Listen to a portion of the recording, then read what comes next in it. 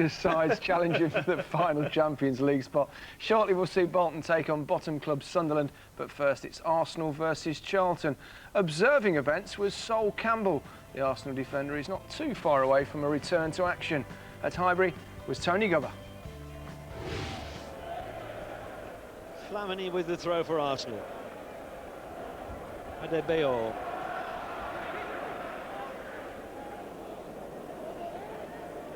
Jonathan Spector, oh, he slipped! The on-loan player from Manchester United slipped, and he's presented a golden chance to Adebayor, and he's missed it. And Thierry Henry is absolutely furious on the far post. What a slip by the young defender.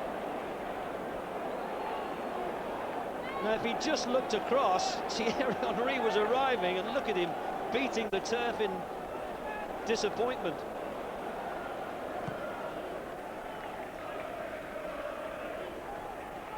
Here's Thomas. Lays it back to Hughes. Thomas. They've got players in the box here. Oh, that's a short pass, and it's picked up by Kleb. And they can't keep surrendering the ball to Arsenal. And here's Henry. And here's Adebayor. Beautifully done. Oh, wonderful, wonderful goal. Perez just side-footing the ball into the net. It was absolutely a masterclass in how to move the ball forward and just eliminate defenders. Thierry Henry just cuts it back. Well, you'd hesitate to say it was a simple goal. It was absolutely top class. Ruthless in its efficiency.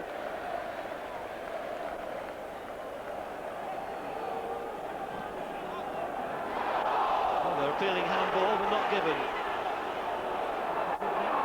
Fabregas. Over the top for Kleb, and look at the space that he's got. Henry, he can't dig it out from under his feet. Now perhaps he can. Oh, he's turned them inside out.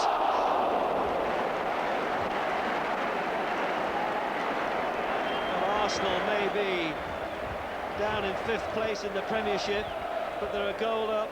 They're all over Charlton at the moment. Darren Bent wins the ball, he finds Ewell, pulls it down on his other foot. Darren Bent tries to nick in there. And here's Perez. And they're just brief moments when Charlton threaten. And then what happens? Arsenal comes steaming forward. Here's Henry. That's a great ball. Adebayor! Oh, he picked him out. Pin perfect. He just looked at Thierry Henry and he put it right on the head of the striker.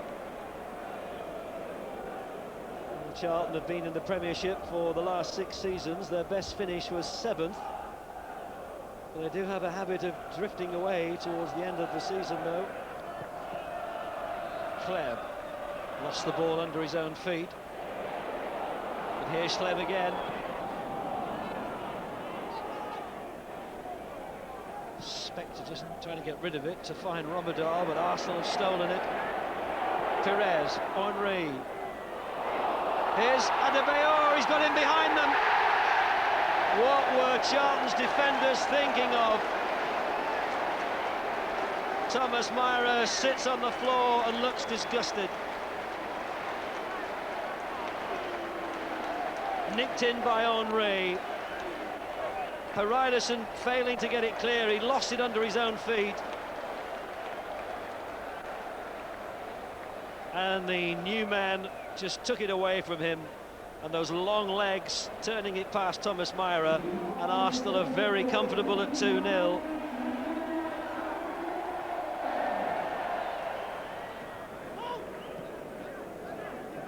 Laid down by Bent. This is Romadal. Gets it in. Back heel of Gilberto gets it clear. Adebayor. Gilberto. Kleb. Henry's waiting out wide, but here's Adebayor. And he gets another chance. And Kleb gets a chance. And it's 3.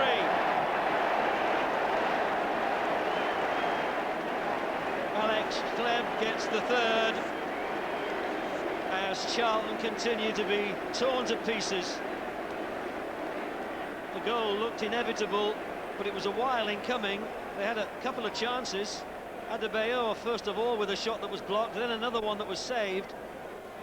And at the third time of asking, Kleb delivers.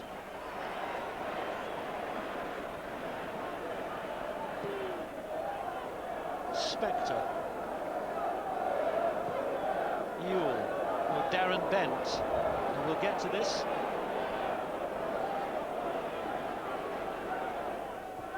Lays it back to Thomas.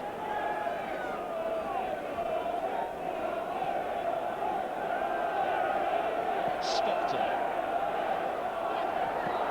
Oh, Sean Bartlett popping up behind the Arsenal defence with what looks like it might have been Charlton's best chance.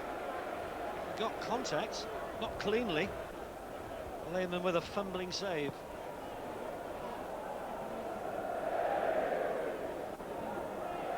Now, are they ready to spring now? Here's Sleb. Back to Perez, great ball, driven in by Perez, clipless, foot of the post. They just spring into action when they feel the time is right, having moved the ball around the field, just looking for an opening. When Arsenal are in this sort of mood, you don't want to be an opposition defender. When Arsenal play like that, do you just sit back and admire like the rest of us? Yes, I do it, yes, because we had a constant domination over the game, and we scored early goals, and from then on it was just all us, and sometimes maybe we became a little bit too easy. It was a typical Charlton performance that has been here in the last couple of seasons, and a typical Arsenal performance. We found ourselves 2-0 down, which we have done in the last couple of seasons, I think, and you're not going to come back from it, not against the side as good as them and the way they were playing. So we're really disappointed. I think that we worked ever so hard all week and it was undone in 10 minutes. Take a look at the Barclays Premiership table. 12 points clear at the top. Chelsea's title defence continues with a short trip to West London rivals Fulham this afternoon, tomorrow. In the race for the second automatic Champions League spot, Manchester United have a 5-point advantage over Liverpool, who are away at Newcastle. Just 4 points separate Spurs from Bolton, as the four main contenders for fourth place all won. Wins for Wigan and Everton kept them in contention for UEFA Cup berth. Sunderland's inevitable relegation should be confirmed well before Easter after their 24th defeat of the season. Of the bottom 9 at the start of play, Portsmouth were the only team to win, and now just 3 points behind West Brom, as are Birmingham. Completed 90 minutes of a competitive match for the first time since walking out of Highbury back in February. His outing for the Arsenal reserves ended in a 2-0 victory over Charlton's second string. The 32-year-old's been out since then with an ankle injury, but he went the distance at Barnett's Underhill ground. Campbell was captaining a side which also contained Robin van Persie. The Dutchman has been struggling for match fitness, though he did come on as a sub against the Charlton first team in the Premier League at the weekend. Had a hand in the first goal, fed the ball through to Theo Walcott. Persistence from Alexander Song paid off. He held off the Charlton challenge, set up Nicholas Bentner for the second. And that's how it finished. So good night's work ready for both Van Persie and Campbell. Arsenal's next game away at Portsmouth in the Premiership, and Campbell is in contention to make the squad. And so it should be an interesting game because both teams have a good belief, good confidence. And I believe as well that both teams play a very positive game, and that's why it could be very interesting. I guess you've been looking at them in recent weeks. Have you noticed a change in them in the last couple of games when they've been getting results? Yes, I feel especially the Man City game, you know, in the last minute win. Sometimes it gives you that subconscious belief that maybe still you can get out of it. And if you look at their situation, they have every reason to believe they can get out of it. When you look at a game like this, though, and they're fighting for survival, does it make it that much harder for you? Well, I just can say for us, it's the real Champions League game is Portsmouth, it's not Juventus, because since we lost at Blackburn, we know we cannot drop any points at all, and that, of course, that game is the big one of the weekend. Arsene Wenger reckoning that this is the big game then, Frank. Do you think there's a bit of kidology there? Surely he's going to use, you know, save some of his big guns for Tuesday night. According to the paper this morning, I don't think he is. I think he's going to play a full-strength side because it is vitally Just important. wonder whether it's just a bit of kidology, though. It could be, but I think what we used to try and do in the past is just take the game that's coming on Saturday. I know it's an old saying, but you've got to take this game as a very important game because that could put them in a great position to get into the 4th spot. And then wait till the game comes up on Tuesday and see how you got on with that as well. You can't look forward all the time, Jeff, because sometimes you make such a mess of the Frank, game. I'm just going to interrupt. I think I've really got to interrupt because something's happening at Anfield at the moment which is absolutely dramatic. Frank, we were talking about, you know, Arsenal and whether there's a bit of kidology and so on and so forth. I mean, you know, Harry Redknapp, for instance, has said this is an evening kick-off under dodgy lights and a terrible pitch, so anything can happen. Won't Arsene Wenger bear those things in mind as well? He can't afford to lose any of his big guns before Juventus. No, you can't, Jeff, but you can't afford to lose that game either. And Portsmouth are getting together, their confidence is rising. They are pretty good at home with the crowd get behind them. If I was manager, I'd put out my strongest side. And if you happen to get 2 or 3 goals up, take it through. Momentum, don't you? Yeah, Keep the momentum, because your confidence can go from there to there, Jeff, and they've built up confidence in the last 6 or 7 games, and they've been superb, much better than I thought they were going to be. Youngsters have come on. Adebayor has been involved in the goals, and he's a bit hit and miss at times. Diaby as well has come in, added a bit of power to them, and certain players have regained confidence. I think he's got to go for it, Jeff. There's no guarantees he's going to win the Champions League. There's no guarantees with that. So he's got to go and try and put his best team out to get that 4th spot. A couple of points behind Spurs, so it's there to play for. That is why. And there's only 8 games to go now, and you've got the Champions League, which is good. And I think he can see the finishing post there, and that is why I think he will play his best team. He's got the momentum, which is important. I don't think he wants to tamper with his team, and then get a defeat, and the players will be looking and going, why did you do that? Which will all mean, of course, Charlie, that Thierry Henry plays at what's one of his favourite grounds. I'm sure we all remember what happened a couple of seasons ago when he was absolutely magnificent against him in the Cup. I mean, Harry Redknapp said if Ronaldinho became available but Henry was too, he would take Henry. What's your thought on that? Well, I would agree with Harry only by the fact that Thierry's proved it in the English game that he's adapted. You know, it took him a bit of time. I think Ronaldinho plays that different position, but sometimes that position in the Premiership can be a bit of a passenger at times. But you'd never refuse either or, would you? But it's always a memory flashback when Thierry played there, that the response he got from the home fans. It was wonderful. But this is what can happen. I don't think you can plan against him. You know, I don't think you can man-mark him or disrupt your defence to say, right, Primus, you're going to mark him tonight and stay tight to him, because he'll take you away, and with the choices I've got from midfield runners, he's leaving big gaps, and then he can take advantage of it, and it's a difficult one for Harry. It's really, well, I think it's impossible. He enjoys himself against Portsmouth. He scored 8 in his last 6 Premiership games against them. I tell you what's great, Frank, is, you know, you look at Henry, and despite all the goals he's got, and the occasional criticism, he's still got the desire, he still wants more goals. And if ever that was shown, it was shown last week, you know, when they're playing Charlton, and Adebayor ignored him. Yeah, Adebayor had a great chance here, a slip here by the defender, and Henry's up there, he's got his arms out, just square it to me. And the defender, to be fair to him, came back and made a terrific tackle, but that should either have been a shot in the goal or else just tucked into Henry. He was absolutely furious. Look at him there. Do you know why you'd be angry?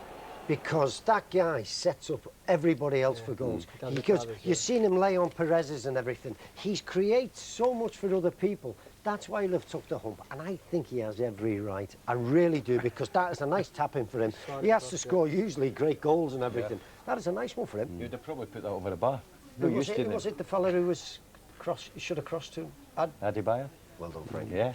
I'll tell you what's an idea here, Charlie, you know, is that you probably read this week that England's cricketers, before their win against India, were inspired by Ring of Fire, the Johnny Cash song.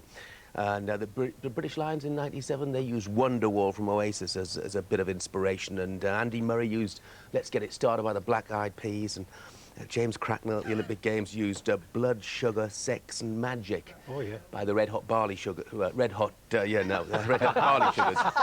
Chili peppers. As I like to call them. And the British bobsleigh team, they picked one of your favourites actually, when back in '98 to inspire them. One Moment in Time by Whitney. No, it's not my favourite. Yeah, I mean, I just wonder, you know, what sort of music they would have used. I mean, Frank, obviously, in your days, that Vera Lynn was an inspirational performer, wasn't she? That's an old one, that. Yeah, well, it was an old one, Frank. Little old wine drinker, me, Dean Martin, that would have been for me. For you, I would have thought you'd have been Proclaimers, something like that, you know, or Donald Was Your I can walk Trousers. anywhere. Yeah, I mean, and I tell you what, Walshy would definitely have been. Walshy, did you use Fantastic Day by Haircut 100 No, mate, as your bit of inspiration? Not at all, Jeff. Don't you like it, then? I bet you Liverpool boys, I bet you used to sing along to Lily the Pink in the dressing room. I could just see it, you know? Or Long-Haired Lover from Liverpool, was it? Little Jimmy Osmond on your turntable. Have you had your laugh now? He's still enjoying himself. I'm enjoying it, you know. Forget the football, let's just do this, shall we? It's great. OK, let's get some predictions then. Portsmouth against Arsenal. Frank? I think 2-1 to Arsenal. Phil? Yeah, Arsenal, 2-0. OK, Arsenal. Paul? Arsenal to win it. Charlie? No house. Fantastic. Thanks very much indeed. You can see who's right. Portsmouth against Arsenal. It's live on Prem Plus this evening. Channel 480, 08705 160 160 is the number to ring. Overcome a calf injury in Campbell, suffered a bruised toe in training. Arsene Wenger's had to get used to being without some of his big-name players this season, and this week is no different. Sol Campbell's long-awaited return from injury has been put on hold. Sol Campbell had a short setback because he got a bad tackle in training yesterday. We think it will be 48 hours. Bad toe. It's just bruising, and it's nothing major. Freddie Ljungberg, unfortunately, has a setback with his calf last week and will not make it for tomorrow.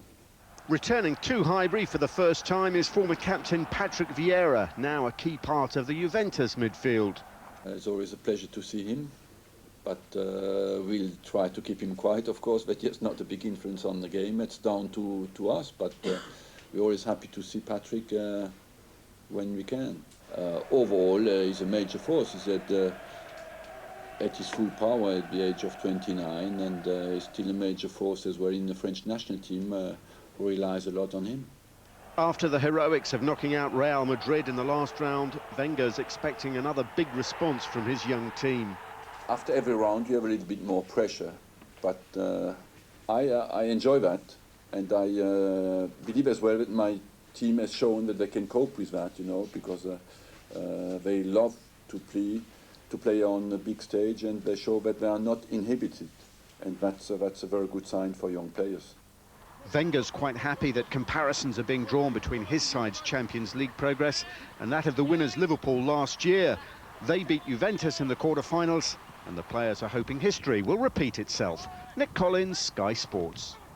Well, the build-up to the tie has been dominated by the return of Patrick Vieira. The Juventus midfielder says he has no regrets about leaving Highbury and that he feels no emotion going into the game. Back on familiar territory, but with the unfamiliar aim of knocking Arsenal out of Europe, Patrick Vieira ruled out any question of divided loyalties. I know what to expect, and my only focus is to win the game, try to do my best for the team to win the game, and what is really important is try to qualify for the semi-final. Here goes the Arsenal skipper, and there goes the cup. Last season's FA Cup was Vieira's 6th trophy in 9 years at Highbury. He's returned as a spectator and noted their recent revival. Yeah, I think in the last few games they play quite really well. I really try to focus on the game. That is the main point, and that is what's really important and only matters to me. The emotional side will come after the game. It's really high. We really believe that we're strong enough to win the game, but we know it's not going to be an easy game. Alessandro Del Piero will miss the first leg through injury. Pavel Nedved suspended, as is Vieira's hero status at Highbury. Craig Slater, Sky Sports. Looking forward to playing at Highbury again. Arsenal have injury problems. Freddie Ljungberg and Sol Campbell both unavailable. Despite that, though, an Arsenal great is predicting a special night at Highbury. Wembley's own tube station is now ready to cope with more than 35,000 people an hour. Unfortunately, these new facilities won't see anything like those numbers until late summer at the earliest. Wembley's completion date is still unknown. David Seaman is hoping to make the trip to another of Europe's most impressive venues in May, to Paris to see his former team play in the Champions League final. They'll have to get past Juventus first. Massive game, yeah, and a game to look forward to as well. Not only the fact that it's Juventus, but Patrick's coming back as well. There'll be a lot of nervous players out there because, like I say, it's a big game for the club, and our league position is not as what we would like regarding Champions League qualification. But they're getting up there. But it'd be even better if we could qualify through winning it. Champions League apart, Arsenal fans have suffered a frustrating season. And if the worst happens and they don't rejoin the European elite, their first season in their new stadium will start on a disappointing note. It's a bad season for Arsenal, without a trophy and not qualifying for the Champions League. It's not a good season at all. But hopefully we won't need to go there. They'll qualify either through the league or by winning it, which would then make it a fantastic season.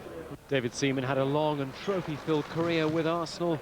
He's keen for the next generation to enjoy similar success. Peter Staunton, Sky Sports.